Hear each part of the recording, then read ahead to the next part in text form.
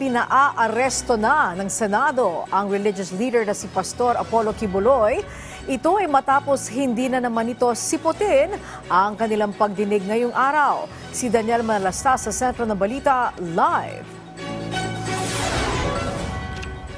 Yes, Angelique, no-show pa rin si Pastor Apollo Kibuloy sa isang pagdinig dito nga sa isang komite sa Senado matapos nga naghain na ng sabina laban sa kanya dahil sa kaliwat ka ng aligasyon na ipinupuko laban sa naturang religious leader. Kaya naman nagdesisyon si Senator Risa Hontiveros na chairperson ng Senate Committee on Women na ipasight in contempt na o pinaaresto na si Kibuloy.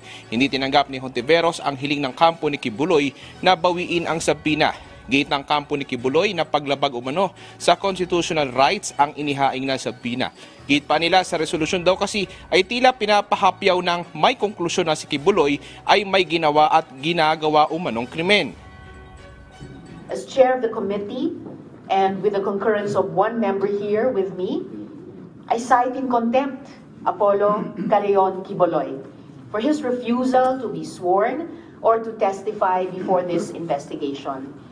If we allow witnesses of the Senate to simply claim that appearing before a committee would violate his or her constitutional right to be presumed innocent and his or her right against self-incrimination, wala na pong kapangyarihan ang ating Senado maglunsad ng mga investigasyon. Git pa ng Senadora, hindi raw uubra ang paliwanag ng kampo ni Pastor. Si Senator Robin Hood Padilla naman, mariing tinutulan ang paghain ng contempt laban kay Kibuloy. Ang aking pong mga kadahilanan para humingi ng una ng pagpapakumbaba at ang karapatan ng pag-object, ang hindi pagsang-ayon.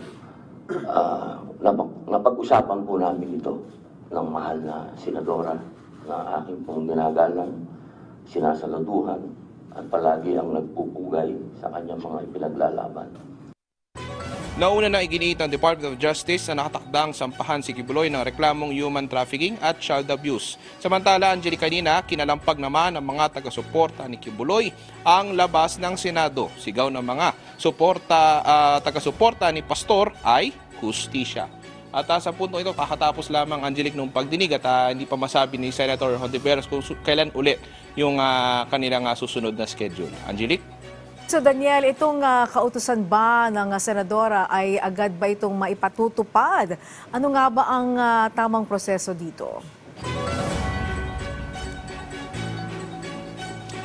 Angelique, hindi pa naman yan immediate executory. Ibig sabihin, Angelique, kung naglabas nga, sinabi nga ni Senator Risa Hontiveros sa pinapakontempt na ito si Kibuloy, ay hindi naman ora mismo ay pwede nang arestuhin ito nga si Pastor Kibuloy. Kailangan kasi dumaan pa yan sa kamay ng Senate leadership. May mga pirmahan pang mangyayari yan, Angelique. At kanina kasi, di ba, narinig nyo naman, si Senator Robin Hood Padilla ay tumututol nga na ipakontempt si Kibuloy. So si Senator Robin, meron siyang 7 araw para hikayatin yung mayorya ng miyembro ng Senate Committee on Women na sumama sa kanya o panigan siya. Kumbaga, ang mangyayari niyan, Angelique, pwedeng ma-overturn yung hiling ni Senator Risa Hontiveros na ipakontempt si Kibuloy kung makakakuha si Senator Robin Hood Padilla ng sapat na numero ng mayorya nga dito sa Senate Committee on Women. So, aabangan natin, Angelique, medyo mahaba-haba pa ito dahil may 7 araw pa.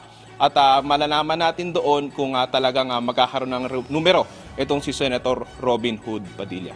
At ano ang numero, ano yung magic number na dapat makuha niya? Sa kanina, Angelique, nung binilang ko yung members, I think nasa 14. So kung 14 ang majority niyan is 8, kailangan mo nang makakuha ng 8 na senador. If I'm not mistaken, basta kailangan makakuha siya ng higit doon sa kalahati ng miyembro nga ng komite. Okay, maraming salamat sa iyo, Daniel Manalastas.